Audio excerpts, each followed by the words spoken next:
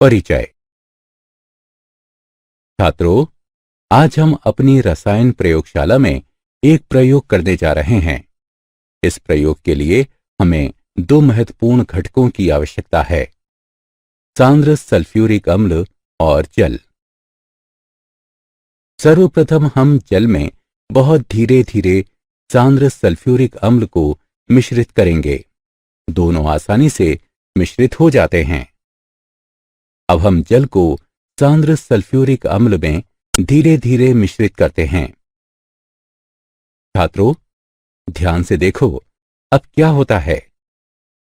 जब जल को अम्ल के साथ मिश्रित किया जाता है तो पूरण की घटना होती है और इस प्रक्रिया के दौरान बहुत अधिक ऊष्मा का निर्गमन होता है। इस अभिक्रिया से सांद्र सल्फ्यूरिक अम्ल की जल के प्रति प्रबल बंधुता प्रदर्शित होती है। जल में इसके विघटन की प्रकृति प्रबल ऊष्माक्षेपी होती है। अतः अम्ल के तनुकरण के लिए अम्ल को जल में धीरे धीरे मिश्रित करना चाहिए, न कि जल को अम्ल में। सल्फर आवर्त सारणी के पी ब्लॉक का एक महत्वपूर्ण तत्व है। तो आज हम पी ब्लॉक तत्वों के 16वें वर्ग का अध्ययन करेंगे। उद्देश्य। इस पाठ के अंत में आप निम्न करने में सक्षम हो जाएंगे। वर्ग 16 के तत्वों का निर्धारण करना, वर्ग 16 के तत्वों के भौतिक और रासायनिक गुणों को जानना, ऑक्सीजन के असंगत व्यवहार का विश्लेषण करना, डाई ऑक्सीजन का वर्णन करना, डाई ऑक्सीजन के गुणों और उसके उपयोग को समझाना, ओजोन को परिभाषित करना, ओजोन के गुण और उसके उपयोग को समझाना, सल्फर के अपर रूपों को समझना, सल्फर के ऑक्सो अम्लों को श्रेणीबद्ध करना और सल्फ्यूरिक अम्लों को समझाना। वर्ग 16 के तत्व। ऑक्सीजन परिवार।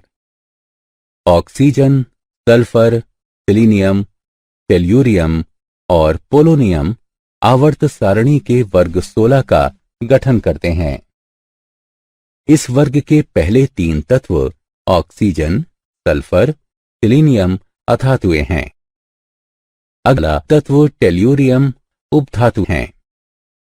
आखिरी तत्व पोलोनियम एक धातु है।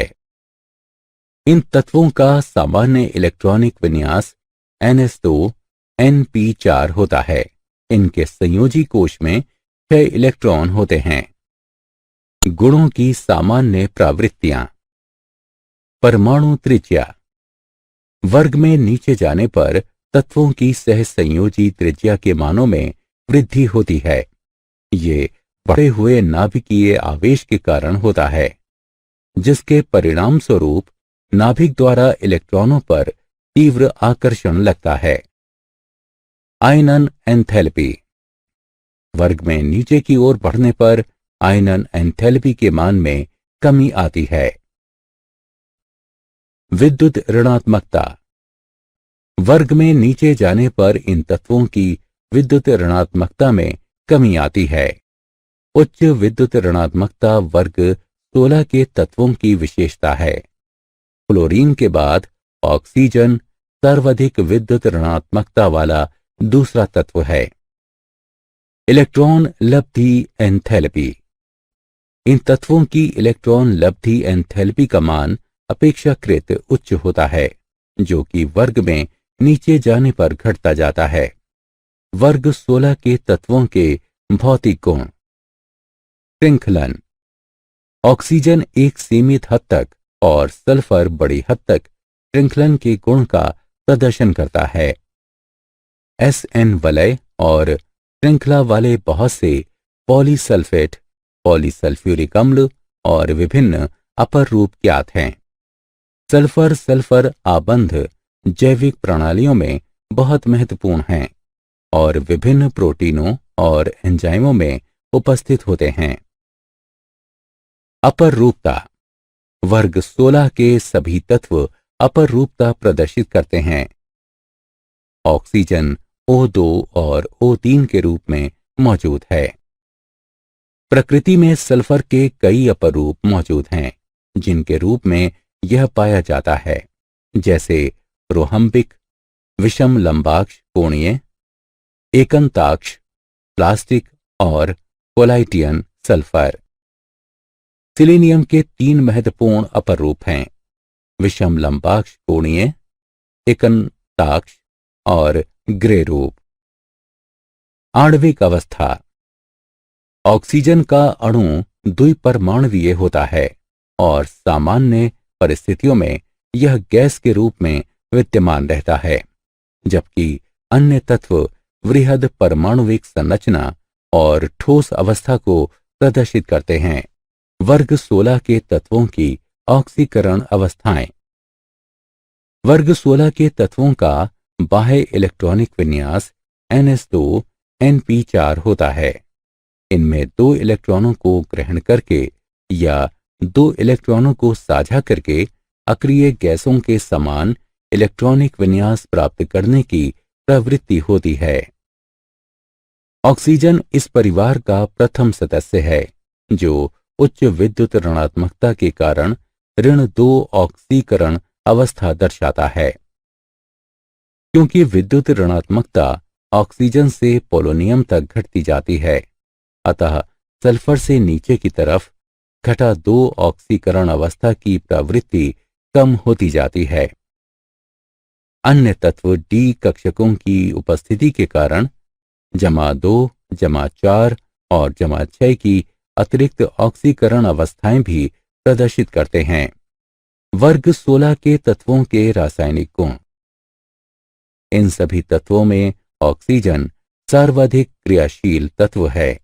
इन तत्वों के यौगिकों की रासायनिक अभिक्रियाशीलता की प्रवृत्तियां निम्नलिखित हैं। हाइड्राइड। ये सभी तत्व वाष्पशील हाइड्राइडों का निर्माण करते हैं, जैसे H2O, H2S, H2Se, H2Te और H2PO। वर्ग में नीचे जाने पर तापीय स्थिरता घटती है, क्योंकि परमाणु के आकार में वृद्धि होने के कारण आबंध की लंबाई में भी वृद्धि होती है। अम्लीय गुण भी वर्ग में नीचे की ओर जाने पर बढ़ता है, क्योंकि ये आसानी से वियोजित होकर H धन आयन देते हैं। H2O को छोड़कर सभी अपचायक होते हैं। अपचायक का ये गुण वर्ग में नीचे की ओर जाने पर बढ़ता जाता है। हाइड्रोजन आबंध की उपस्थिति के कारण H2O का क्वथनांक सर्वाधिक होता है। H2O से H2S तक अचानक गिरावट के बाद H2S से H2Te तक आणविक द्रव्यमान में वृद्धि और इसके कारण बढ़ने वाले वैन डर वाल्स बलों की वृद्धि की वजह से क्वथनांक क्रमशः बढ़ता जाता है। वर्ग 16 के तत्वों के हैलाइड। वर्ग 16 के तत्व बड़ी संख्या में हैलाइड बनाते हैं। हेक्सा, टेट्रा और डाई हैलाइड महत्वपूर्ण हैलाइड हैं। ये कैल्कोजोन की संबंधित हैलोजन से सीधी अभिक्रिया के द्वारा बनाए जा सकते हैं। फ्लोरीन के ऑक्सीजन के साथ मिलकर बने यौगिक फ्लोराइड कहलाते हैं। फ्लोरीन, ब्रोमीन और आयोडीन ऑक्सीजन से अपेक्षा कम विद्युत ऋणात्मक होते हैं, अतः इन हैलोजनों के ऑक्सीजन के साथ मिलकर बने यौगिक ऑक्साइड कहलाते हैं। SF6 संरचना अष्टफलकीय है और इसमें sp3d2 संकरण शामिल है। SF4 संरचना में sp3d संकरण होता है और इनकी संरचना त्रिकोणीय द्विपिरामिडीय होती है, जिसमें एक निरक्षीय स्थिति पर एक इलेक्ट्रॉन युग्म होता है। वर्ग 16 के तत्वों के ऑक्साइड। सभी तत्व विभिन्न प्रकार के ऑक्साइडों का निर्माण करते हैं। सभी तत्व एक सामान्य सूत्र MO2 के साथ डाई ऑक्साइड बनाते हैं। इन डाई ऑक्साइडों की अम्लीय प्रकृति वर्ग में नीचे जाने पर घटती जाती है। SO2 की प्रकृति अम्लीय है। SeO2 दुर्बलतः अम्लीय है, जबकि TeO2 उभयधर्मी है। सभी तत्व ट्राई ऑक्साइड बनाते हैं। SO3 का अणु 3 संरचनाओं का अनुनादी संकर है और गैसीय अवस्था में इसकी संरचना त्रिकोणीय वर्ग समतलीय होती है। ऑक्सीजन का असामान्य व्यवहार। ऑक्सीजन परिवार के बाकी सदस्यों से निम्न विषयों में भिन्नता प्रदर्शित करता है। यह अपने यौगिकों में घटा 2 की ऑक्सीकरण अवस्था दर्शाता है, जबकि अन्य तत्व जमा 2, जमा 4 और जमा 6 की अतिरिक्त ऑक्सीकरण अवस्था प्रदर्शित करते हैं। यह द्विपरमाणुवी कणों के रूप में मौजूद होता है, जबकि अन्य सदस्य बहुपरमाणुवी कणों के रूप में अपना अस्तित्व रखते हैं। यह पाई पाई आबंध के निर्माण की क्षमता रखता है, जबकि अन्य तत्व इस तरह के आबंध के निर्माण की प्रवृत्ति को प्रदर्शित नहीं करते हैं। डाई ऑक्सीजन अनुचुंबकीय है, जबकि अन्य तत्व प्रतिचुंबकीय हैं। सामान्यतः पर ये गैस है, जबकि अन्य सदस्य ठोस हैं। Die oxygen. ऑक्सीजन प्रकृति में सर्वाधिक मात्रा में पाया जाने वाला वह तत्व है जो मुक्त और स्वतंत्र दोनों अवस्था में प्रचुर मात्रा में पाया जाता है। लगभग सभी चट्टानें, मिट्टी और बहुत से खनिजों में ऑक्सीजन की बड़ी मात्रा उपस्थित होती है। निम्नलिखित तरीकों से डाई ऑक्सीजन को तैयार किया जा सकता है। कुछ निश्चित धातु ऑक्साइडों पर ताप अभिक्रिया के द्वारा, निश्चित एल्कली लवणों जिनमें ऑक्सीजन निहित होती है, इन पर ताप अभिक्रिया के द्वारा, H2O2 के अपघटन के द्वारा। औद्योगिक रूप से डाई ऑक्सीजन को जल का विद्युत अपघटन करके निर्मित किया जाता है। द्रव वायु के प्रभाजी आसवन के द्वारा। जब द्रव वायु को आश्वित किया जाता है, नाइट्रोजन कम क्वथनांक पर आश्वित होकर निर्गमित हो जाती है और लगभग शुद्ध डाई ऑक्सीजन को पीछे छोड़ जाती है। डाई ऑक्सीजन के गुण। यह एक रंगहीन, गंधहीन और स्वादविहीन गैस है। यह जल में अल्प विलय है। यह समुद्री तथा जलीय जीवन के लिए अहम समर्थन प्रदान करती है। यह अत्यधिक क्रियाशील गैस है। अभिक्रियाशीलता की दर किसी उत्प्रेरक की उपस्थिति में और तापमान में वृद्धि के साथ बढ़ती है। विद्युत रासायनिक श्रृंखला की सभी धातुएं ऑक्सीजन के साथ सीधे संयोग करके ऑक्साइड देती हैं। सल्फर, फास्फोरस और कार्बन डाई ऑक्सीजन के साथ तेजी से जलकर अपने ऑक्साइड का गठन करती हैं। विभिन्न यौगिक भी ऑक्सीजन के साथ अभिक्रिया करते हैं। डाई ऑक्सीजन के उपयोग। इसका इस्तेमाल श्वसन उपकरण में किया जाता है। ऑक्सीजन सिलेंडर का उपयोग व्यापक रूप से अस्पतालों, अत्यधिक ऊंचाइयों पर उड़ानों और पर्वतारोहण में किया जाता है। ईंधनों के दहन में इसका उपयोग किया जाता है। इसका उपयोग स्टील के उत्पादन में किया जाता है। एक ऑक्सीकारक कर्मक के रूप में इसका उपयोग होता है। ये वेल्डिंग मशालों में इस्तेमाल किया जाता है। सामान्य ऑक्साइड।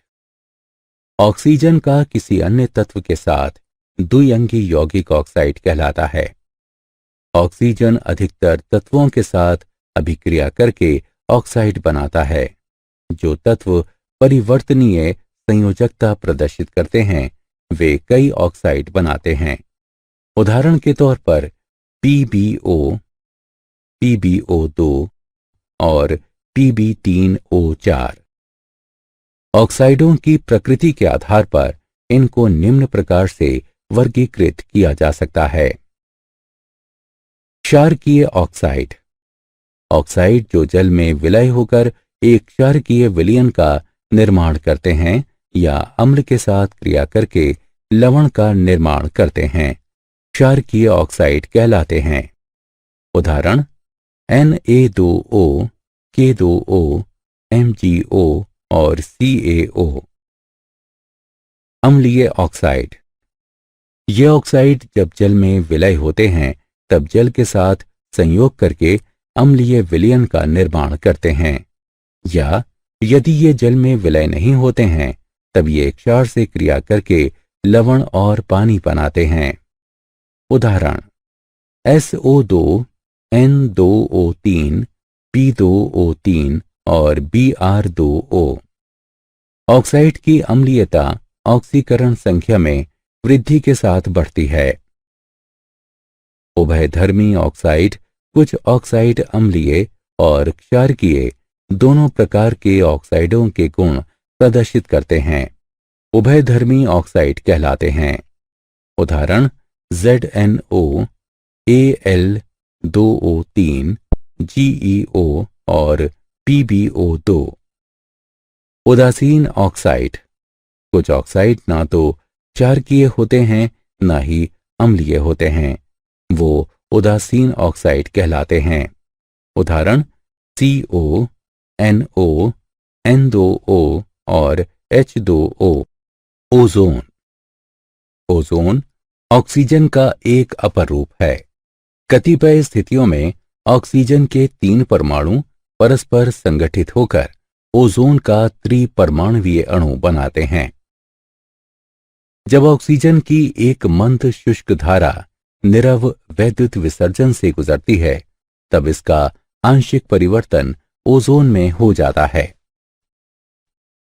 क्योंकि ऑक्सीजन से ओजोन का विडचन एक ऊष्माशोषी पराक्रम है, इसलिए निरव विद्युत विसर्जन का उपयोग आवश्यक है। जिस उपकरण का उपयोग ओजोन को प्राप्त करने के लिए किया जाता है उसे ओजोनाइजर कहते हैं। Siemens ozoniser. इसमें 2 समाक्षीय ग्लास ट्यूब होते हैं जिनका एक सिरा सीलबंद होता है। आंतरिक ट्यूब की अंदरूनी सतह और बाह्य ट्यूब की बाहरी सतह पर टिन पत्र का लेपन किया जाता है। इससे 10 से 15% ओजोन ऑक्सीजन का मिश्रण प्राप्त होता है। ओजोन के गुण। शुद्ध ओजोन अभिलक्षणिक गंध वाली एक हल्की पीली नीली गैस है। यह जल में अल्प विलय है। ओजोन ऊष्मागतिकीय रूप से ऑक्सीजन की तुलना में अस्थायी है, क्योंकि इसके ऑक्सीजन में विघटन से ऊष्मा मुक्त होती है और एंट्रोपी में वृद्धि होती है। ओजोन बहुत आसानी से ऑक्सीजन का एक परमाणु मुक्त करती है, अतः यह एक प्रबल ऑक्सीकारक का कार्य करती है। ओजोन की क्रिया के कारण चमकती हुई चांदी की सतह सिल्वर परऑक्साइड Ag2O2 से ढक जाती है और जल्दी ही काली पड़ जाती है। जब ओजोन को मरकरी से होकर गुजारा जाता है तो यह अपने नवचंद्रकों को खो देता है, यानी मुक्त कर देता है, और Hg2O के निर्माण के कारण कांच में चिपक जाता है जो मरकरी में घुल जाता है। यह प्रक्रिया टेलिंग ऑफ मरकरी कहलाती है। ओजोन के उपयोग। ओजोन के महत्वपूर्ण उपयोग निम्नलिखित हैं। इसे रसोई और रेस्तरां में गंध को नष्ट करने के लिए दुर्गंध नाशक के रूप में प्रयुक्त किया जाता है। यह तेलों, आटे, स्टार्च और हाथी दांत आदि को विरंजित करने के लिए उपयोग में लाई जाती है। इसे जल को रोगाणु रहित करने में और जर्मनाशी के रूप में प्रयुक्त किया जाता है। कृत्रिम सिल्क और कपूर के निर्माण में इसका उपयोग किया जाता है। सल्फर के अपर रूप। विषम लंबाक्ष सल्फर। यह सल्फर का सर्वाधिक महत्वपूर्ण अपर रूप है। यह गंधक शलाका के CS2 में विलयन को धीमी गति से वाष्पीकृत करके प्राप्त किया जाता है। तब विषम लंबाक्ष सल्फर के अष्टफलकीय क्रिस्टल बनते हैं। इसका रंग हल्का पीला होता है। एकंताक्ष सल्फर। जब विषम लंबाक्ष सल्फर के क्रिस्टलों को 369 केल्विन पर धीरे धीरे गर्म किया जाता है तो वे सुई के आकार के क्रिस्टलों में परिवर्तित हो जाते हैं, जिसे एकंताक्ष सल्फर कहा जाता है। यह 369 केल्विन के ऊपर के ताप पर स्थायी है। यह मंद पीले रंग का होता है और जल में अविलय है। 369 केल्विन पर विषम लंबाक्ष सल्फर और एकंताक्ष सल्फर दोनों ही स्थायी होते हैं। यह ताप संक्रमण ताप कहलाता है। Sulphur dioxide. सल्फर को वायु या ऑक्सीजन की उपस्थिति में जलाकर सल्फर डाइऑक्साइड का विसर्जन किया जा सकता है। प्रयोगशाला में इसे H2SO4 के अपघटन से बनाया जा सकता है। धातुएं गर्म और सांद्र सल्फ्यूरिक अम्ल से क्रिया करके SO2 का निर्माण करती हैं। औद्योगिक स्तर पर सल्फाइड अयस्कों के भर्जन से सल्फर डाइऑक्साइड को प्राप्त किया जाता है। भर्जन से तात्पर्य धात्विक सल्फाइडों को वायु या ऑक्सीजन की उपस्थिति में गर्म करके सल्फाइड को एक ऑक्साइड में परिवर्तित किया जाता है। सल्फर डाइऑक्साइड के गुण। यह एक अप्रिय और दमघोटू तीखी गंध वाली गैस है जो सामान्य ताप पर रंगहीन होती है। एल्कली धातुओं से क्रिया करके सल्फाइडों और बाइसल्फाइडों का निर्माण करती है। नमी की उपस्थिति में यह विरंजक कर्मक की तरह कार्य करती है। ये पानी में अल्प विलय है और इसका विलयन अम्लीय होता है। जलीय विलयन में यह प्रबल अपचायक की तरह कार्य करता है। यह एक अच्छे ऑक्सीकारक के रूप में कार्य करता है। उदाहरण के तौर पर 1000 डिग्री सेल्सियस पर यह कार्बन को CO2 में ऑक्सीकृत कर देता है। सल्फर डाइऑक्साइड के उपयोग। सल्फर डाइऑक्साइड के महत्वपूर्ण उपयोग निम्नलिखित हैं। H2SO4, H2S और कैल्शियम हाइड्रोजन सल्फाइड के उत्पादन में, जिसका उपयोग पेपर और पल्प उद्योग में किया जाता है। प्रतिक्लोर और विसंक्रामक के रूप में इसका उपयोग होता है। डिब्बाबंद खाद्य पदार्थों के परिरक्षक के रूप में होता है। शर्करा और पेट्रोलियम के शोधन में, प्रशीतलक के रूप में और विरंजक के रूप में होता है। सल्फर के ऑक्सो अम्ल। सल्फर के ऑक्सो अम्ल वे रासायनिक यौगिक हैं जिनमें सल्फर, ऑक्सीजन और हाइड्रोजन के परमाणु निहित होते हैं। सल्फर अनेक ऑक्सो अम्ल बनाता है। कुछ महत्वपूर्ण ऑक्सो अम्ल निम्नलिखित हैं। H2SO3 सल्फ्यूरस अम्ल, H2S2O4 डाइथियोनस अम्ल, H2SO4 सल्फ्यूरिक अम्ल, H2S2O3 थियोसल्फ्यूरिक अम्ल, H2SO5 परमोनो सल्फ्यूरिक अम्ल, H2S2O8 परडाई सल्फ्यूरिक अम्ल। इन अम्लों में से कुछ अस्थायी हैं। इनका अस्तित्व जलीय विलयन में अथवा उनके लवणों के रूप में होता है। सल्फ्यूरिक अम्ल। यह सल्फर का सबसे महत्वपूर्ण ऑक्सी अम्ल है। यह कुछ खनिजों और झरनों में होता है। उद्योगों में इसका उपयोग बड़ी मात्रा में किया जाता है, इसलिए इसे रसायनों का राजा कहा जाता है। सल्फ्यूरिक अम्ल का उत्पादन संस्पर्श प्रक्रम के द्वारा किया जाता है। यह प्रक्रिया निम्नलिखित चरणों में होती है। सल्फर डाइऑक्साइड का उत्पादन। यह क्रिया पाउडरीकृत सल्फर का दहन करके या सल्फर युक्त अयस्कों के भर्जन के द्वारा की जाती है। सल्फर डाइऑक्साइड का ऑक्सीकरण, यह चरण सल्फ्यूरिक अम्ल के उत्पादन का मुख्य चरण है। बेहतर सल्फर डाइऑक्साइड के उत्पादन के लिए अनुकूल परिस्थितियां निम्नलिखित हैं। तापमान, क्योंकि ये अभिक्रिया ऊष्माक्षेपी है, अतः कम तापमान आगे की अभिक्रिया के लिए अनुकूल होता है। एक इष्टतम तापमान 673 से 723 केल्विन के बीच बनाए रखा जाता है। दबाव, उच्च दबाव प्रक्रिया के पक्ष में होता है। अधिकतम दबाव 1.5 से 2 परमाणु तक बनाए रखा जाता है। उत्प्रेरक, इस तरह के कम तापमान पर अभिक्रिया धीमी गति से होती है। कार्यकारी उत्प्रेरक डाइवेनेडियम पेंटॉक्साइड V2O5 होता है।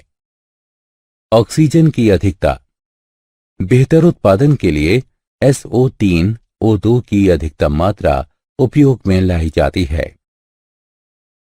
SO3 का H2SO4 में रूपांतरण, SO3 को ओलियम प्राप्त करने के लिए सांद्र H2SO4 में अवशोषित कर लिया जाता है।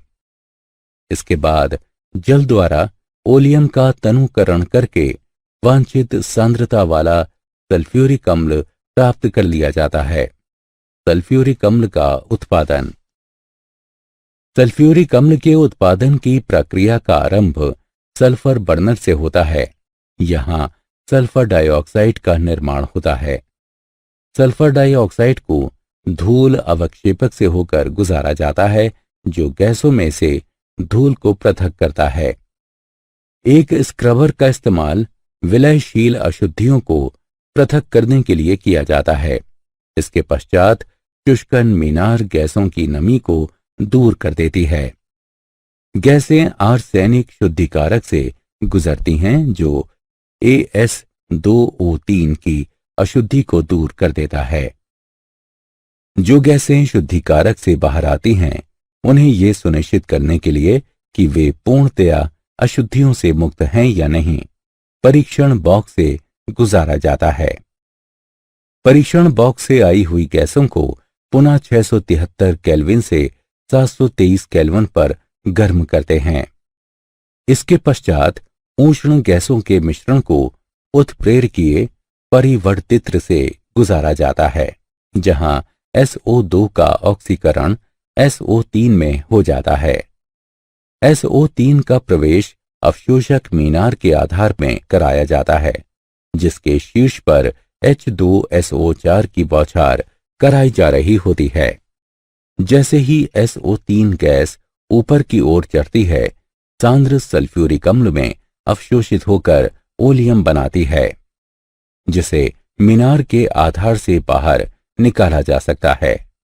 इसके बाद ओलियम का तनुकरण करके वांछित सांद्रता वाला सल्फ्यूरिक अम्ल प्राप्त कर लिया जाता है।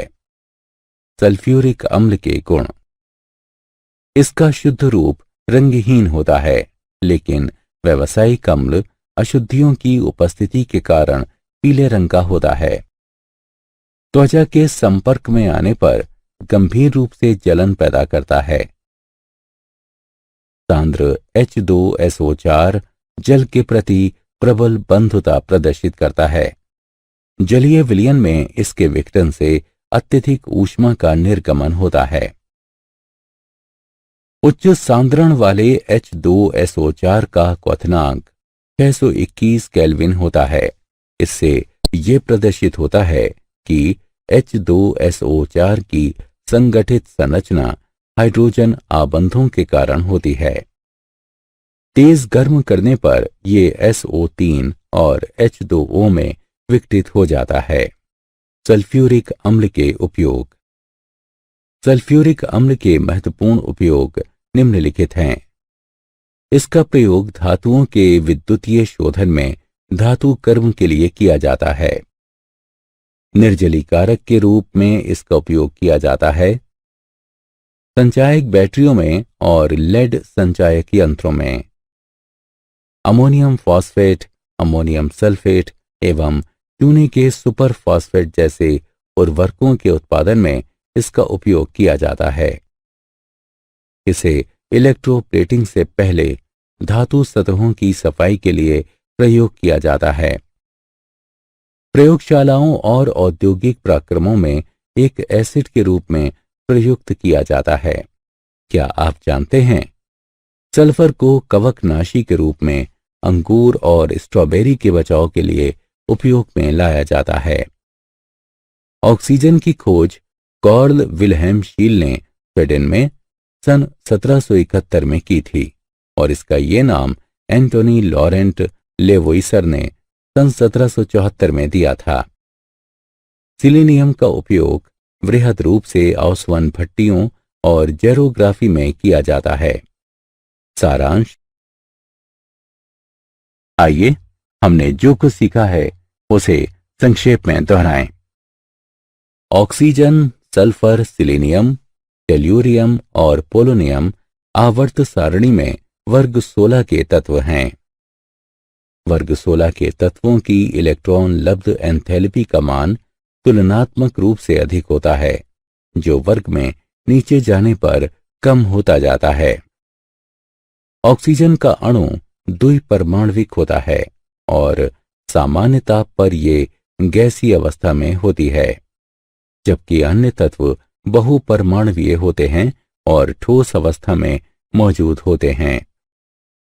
ऑक्सीजन अपने यौगिकों में घटा 2 की ऑक्सीकरण अवस्था को प्रदर्शित करती है, जबकि अन्य तत्व जमा 2, जमा 4 और जमा 6 की अतिरिक्त ऑक्सीकरण अवस्था को प्रदर्शित करते हैं। किसी अन्य तत्व के साथ ऑक्सीजन का द्विआंकी यौगिक उसका ऑक्साइड कहलाता है। ऑक्सीजन लगभग सभी तत्वों के साथ संलग्न होकर ऑक्साइडों का निर्माण करती है।